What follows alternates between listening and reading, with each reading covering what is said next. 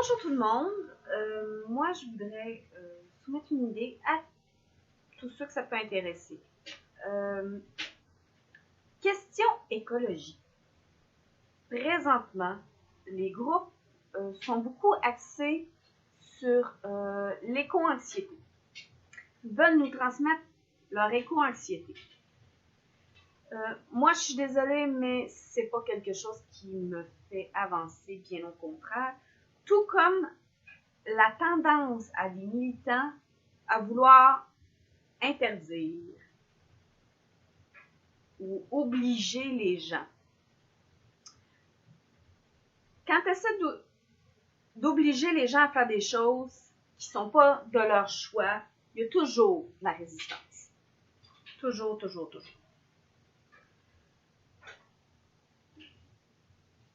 À un moment donné, il faut y aller avec un petit peu de psychologie. Alors, vaut mieux offrir des alternatives logiques qu'interdire. Ceci étant dit, l'un des plus grands problèmes écologiques dont on parle, c'est la voiture. Sauf que la voiture au Québec, pour beaucoup de gens, c'est une nécessité, voire carrément une obligation. On n'a pas de système global de transport en commun. Ça n'existe pas. Hors des grands centres, à part quelques rares tentatives de transport en commun, il n'y a pas grand-chose.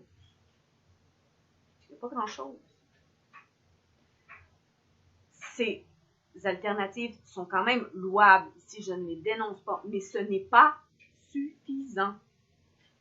De plus, c'est souvent très limité, ce qui nuit à l'utilisation de ces transports-là, hors des grands centres.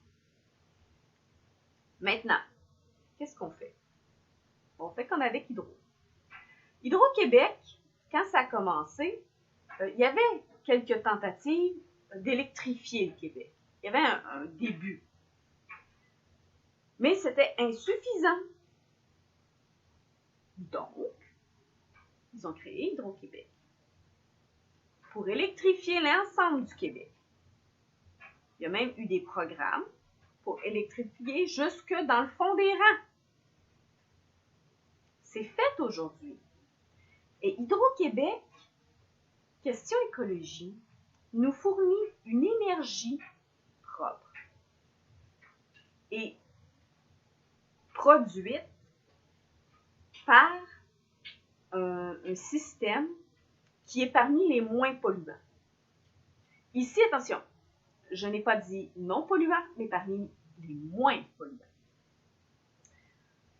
Ce qui devrait nous placer en belle position question écologie. Pourtant, on est passé des années 80-90 parmi les leaders en environnement à contre. Pourquoi? Parce qu'on s'est arrêté là, on s'est assis sous nos lauriers et on n'a rien fait. Maintenant, parlons du problème global, la voiture. On y revient. La voiture qui roule sur des routes au Québec qui sont épouvantables. Pourquoi? Parce qu'on ne creuse pas assez et qu'on laisse des véhicules lourds, trop lourds, rouler sur nos routes. Ce qui accentue le plus grand des problèmes qu'on a, des obstacles qu'on a, notre climat. Donc, qu'est-ce qu'on fait? Il faut enlever des voitures et des véhicules sur nos routes. Il faut creuser plus profond pour celles qui restent. Donc, un transport en commun devrait ne pas passer sur nos routes, mais pourquoi ne passerait pas en dessous de nos routes? Ce qui est bien avec un métro, c'est que quand tu l'attends, tu es dans une station de métro au chaud ou au frais l'été.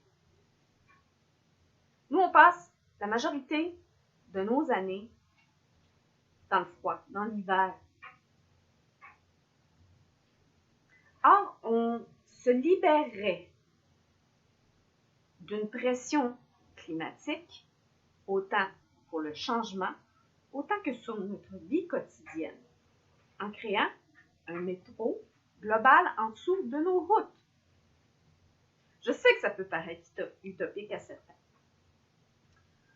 Hydro-Québec l'était aussi au départ. En faisant ça à l'échelle nationale, on réduit les coûts là où les villes ne sont pas assez grosses pour en avoir un en réalité. Mais aussi, on réduit le coût global.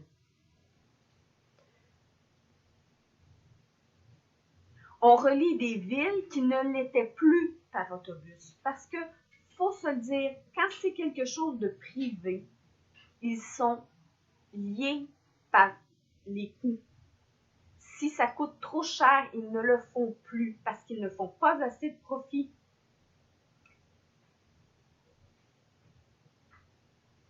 Donc, en le faisant de cette façon-là, il n'y a plus de raison de ne pas desservir le petit village.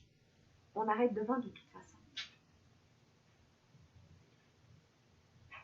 Imaginez 2 minutes dire, j'ai pas de raison de ne pas aller visiter tel endroit durant mes vacances. Parce que j'ai même pas besoin de prendre ma voiture. Je peux y aller une journée, partir de bonne heure le matin, puis revenir. Puis je suis pas fatiguée le soir au volant. Parce que je suis pas au volant. Je suis dans un métro.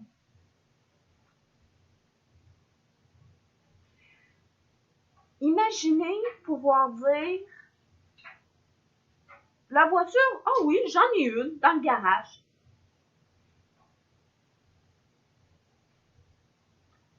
Avoir le choix de l'utiliser ou pas. C'est ce qui nous manque, le choix. Moi, j'aimerais avoir le choix. Et je suis en Abitibi. Le choix, il y a quelques villes qui offrent une alternative, une sorte de transport en commun qui n'en est pas tout à fait un. C'est plus du covoiturage organisé. Ce sont des, comme je le disais au début, des tentatives très louables. D'ailleurs, je tiens à féliciter ceux qui arrivent à l'utiliser que ça, parce que moi, je n'y arrive pas du tout. Ce n'est pas organisé de façon à ce que moi, je puisse l'utiliser. C'est trop non pratique. C'est pour ça que moi, je dis qu'on a besoin de façon urgente d'un transport global d'urgence, de transport en commun en urgence. Ceci dit, je ne m'attends pas à ce que des travaux soient commencés demain matin puis que dans un an, ça soit fini. C'est quelque chose sur le long. Tout comme Hydro-Québec était quelque chose que l'on voyait à long terme, sur 20 ans. Mais on a déjà toutes les technologies. Là, il y en a qui vont vous dire, oui, mais dans certaines régions, là, le wagon, comme à Montréal, ne se remplira jamais. Il existe des places dans le monde où ils prévoient déjà de remplacer les grands wagons, les grands trains, par des wagons indépendants qui peuvent transporter une vingtaine de personnes, qui peuvent être appelés uniquement lorsque c'est nécessaire. Il n'est pas nécessaire dans ces systèmes-là d'avoir un conducteur dans chaque wagon ou dans chaque train. Pourquoi? Parce que c'est dirigé par un centre de contrôle. Ce qui enlève beaucoup de pression aux gens. On est en pénurie de main-d'œuvre. Alors, s'il y a légèrement moins d'emplois au bout du compte, il ne faut pas non plus s'en plaindre. Ensuite, faut être logique aussi. Il y aura toujours des raisons de circuler en surface en voiture.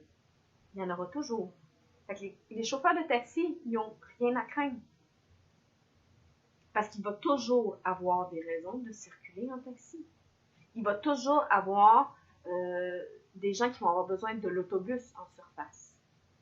Parce que une équipe de hockey, c'est bien plus pratique de la faire promener en surface dans un autobus où tu as le contrôle sur les jeunes, où tu as le contrôle de la dimension des choses que tu peux faire.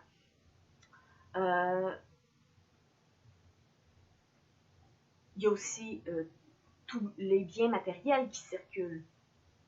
Et en descendant la capacité des poids lourds, le droit des poids lourds à avoir un poids supérieur à ce qui se fait ailleurs en Amérique du Nord, on peut augmenter le nombre d'emplois nécessaires dans le transport.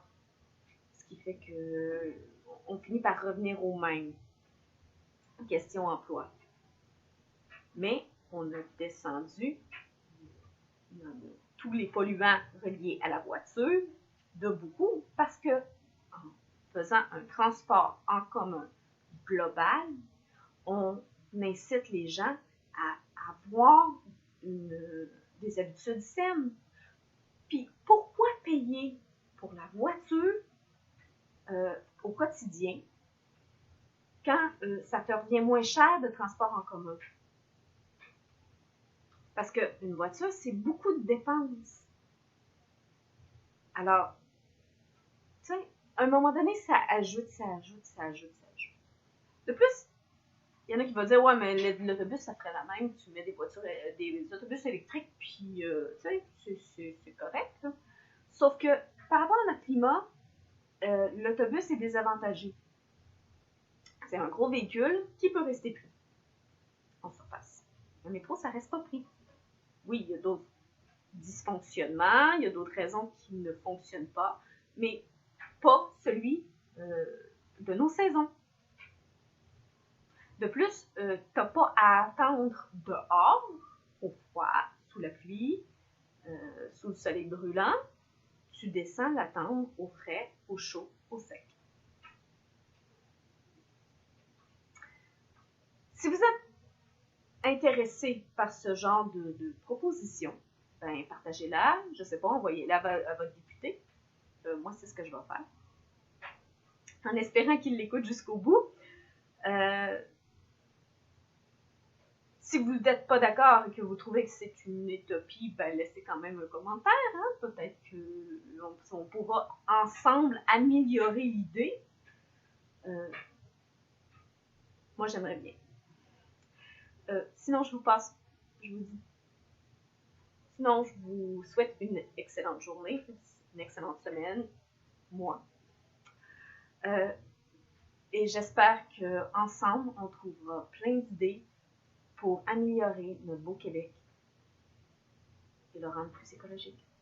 Bonne journée.